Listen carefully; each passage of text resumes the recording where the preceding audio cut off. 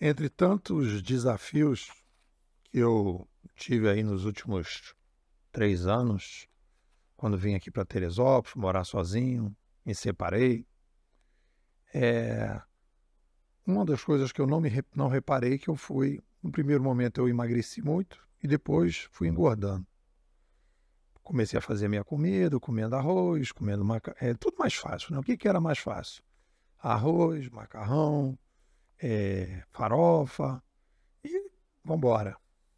Quando fui Aí meu irmão chega para mim e fala: "Ah, cara, tu tá meio gordinho, etc e tal". Eu não, aí nem estava me tocando, né. A gente vai priorizando outras coisas e a gente passa a ficar meio determinadas coisas ficam invisíveis. Aí chegou uma hora que eu falei: "Cara, eu acho que eu tô meio gordinho mesmo". Aí fui, e aí começa a história desse artigo. Primeira coisa que eu fiz, eu falei: "Bom, eu não vou fazer dieta, o papo da dieta, porque eu acho que dieta é conjuntural. Eu quero fazer uma coisa mais estrutural". E aí eu resolvi chamar, até passei pela ideia de reeducação alimentar e falei conscientização alimentar. Eu quero me conscientizar daquilo que me, f- me faz bem para comer e aquilo que não engorda e aquilo que vai ser a minha referência daqui para frente, né? Estou com 63, para eu poder ter uma vida mais saudável mais para frente. Primeiro passo da minha conscientização alimentar. Fui lá no Amigão, que é aqui no centro da cidade de Teresópolis, comprei uma balança. E aí a gente começa a reflexão sobre esse processo. A balança é uma tecnologia de medição da minha conscientização alimentar. Criei a rotina de me pesar toda a semana, sexta-feira. Então, eu vou, fui, né, desde o início de janeiro, fui modificando a minha alimentação e aos pouquinhos, toda sexta-feira, eu ia analisando: perdi mais peso ou perdi menos peso? E aí fui aprendendo aquilo que fazia mal. Vou dar um exemplo: comprei caqui barato, gosto de caqui, comecei a comer caqui, né? E na semana que eu saí comendo caqui que nem um maluco, engordei. Ah, mas é uma fruta dentro da conscientização que engorda. E aí parei o caqui, aí passei para abacaxi, para maçã, e aí você vai consultando, né, o doutor Google e vai melhorando e vai fazendo a brincadeira. Eu estou aí há 4 meses e já perdi praticamente 6 quilos.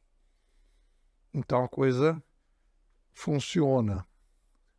Como é que a gente extrapola isso para a estratégia de vida, para a inovação pessoal? A gente precisa, para ter uma vida melhor, definir qual é a métrica que você escolheu para a sua vida. Qual é a métrica que você define que você está tendo uma vida bacana? E a primeira coisa que a gente pode definir é de que forma você define a sua métrica. Se eu tivesse, por exemplo, fazendo a minha conscientização alimentar e ficasse perguntando para outro: você acha que eu emagreci? O que tu acha? Tu acha que eu estou mais magrinho? Você está transferindo para o outro a métrica. É aquela ideia, né, fazendo uma adaptação para aquela clássica questão da a grama do vizinho é mais verde, é perguntar para o vizinho se a sua grama está mais verde. Você transfere a métrica. A métrica tem que ser uma métrica que você se pesa no seu banheiro e você vê o resultado dos seus esforços. Então você vai colocar qual é a métrica. Qual é a métrica que a gente define, que a gente está trabalhando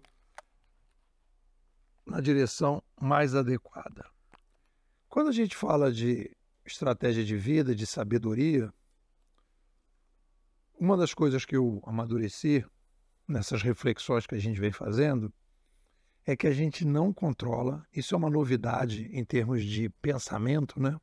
A gente não controla os nossos cachorrinhos internos. Você diz assim: eu quero acordar de...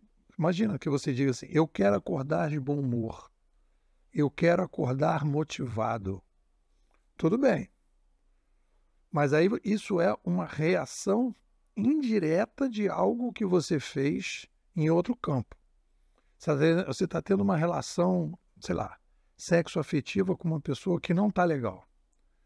Aí você já acorda pensando naquele problema, aquilo está tirando o teu humor, aquilo tira a tua motivação, sempre está tendo briga, sempre está tendo confusão. E aí você diz, não, mas eu vou, apesar de tudo isso, acordar motivado. Não vai. Apesar de tudo isso, você vai acordar com bom humor. Não vai. De alguma forma, a taxa de bom humor e de motivação vai cair. Porque você precisa tomar uma decisão em algo que está te incomodando e aquilo vai ter uma reação indireta no seu humor e na sua motivação, e não direta. A gente não controla os cachorrinhos da gente. A gente negocia com os cachorrinhos. A gente não controla a motivação e não controla o bom humor. Então a gente precisa criar determinadas coisas. E uma coisa importante que eu, pensando aqui nesse artigo, né, é colocando, eu falei que a mente é uma espécie de motor com gasolina.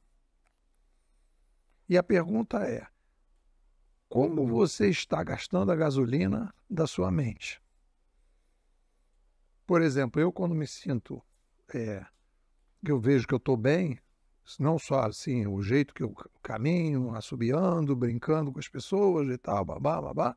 Além de tudo isso, quando eu acordo, a primeira coisa que vem logo cedo, que o meu subconsciente, né, que está atuando ali, acorda de manhã, fala assim para mim, pô, o artigo e tal, aquela sacada daquele artigo, não vai mudar tal coisa no e-book tal e tudo.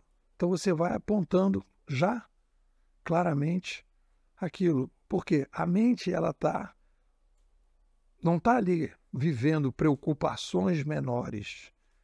A motivação, né, a tua mente ela está se preocupando com as questões que você considerou maiores, que você considerou mais nobres. E é isso que eu acho que é o esforço que a gente tem que fazer. Colocar a nossa mente para as questões mais nobres. O que é a questão mais nobre? É a questão que mais te motiva, que te coloca, né, te diferencia, que te originaliza. E aí quando você coloca a tua mente para trabalhar nessa direção, a coisa funciona melhor. Bom, anunciando para vocês que ontem colocamos na Amazon mais um e-book, Mente na Civilização 2.0, né? Para o pessoal interno vai receber já a atualização e o pessoal externo, o pessoal vai receber o link para acessar na Amazon. É isso. O que vocês dizem? Como é que eu faço, né, pô? Como é que eu estou fazendo aqui no curso? O tempo que eu tenho, que eu dedico aqui ao Bimodais, é de manhã, quando eu estou indo para o trabalho, no carro, eu coloco os áudios que você posta e vou ouvindo. Esse, para mim, é o melhor horário, é onde eu estou ali quase que no estado de meditação, e já te explico por quê. Uma das minhas graduações foi em filosofia, né? E foi o período acadêmico, eu diria que talvez eu tenha mais me deliciado, mais do que engenharia, mais até do que o meu mestrado. Filosofia foi um deleite total. Foi muito bom ter feito o curso de filosofia na UNB. E eu vejo, como é que eu vejo o seu curso? Vejo os seus áudios, o que você posta, praticamente como uma filosofia, uma psicologia, um misto das duas coisas da inovação. Então, eu aproveito por aí, né? Assim, esse é o aprendizado que eu tenho e é onde eu me delicio com os áudios, né? Ver você trabalhando essa questão da filosofia e da psicologia mesmo do inovador. E é por aí que eu viajo. Então, isso no meu dia a dia, eu diria, do meu trabalho, não tem uma aplicação imediata, prática, mas isso serve como um background que eu vou formando, que eu vou criando para mim, que vai me dando subsídio para a vida e para o trabalho. Então, assim que eu vejo.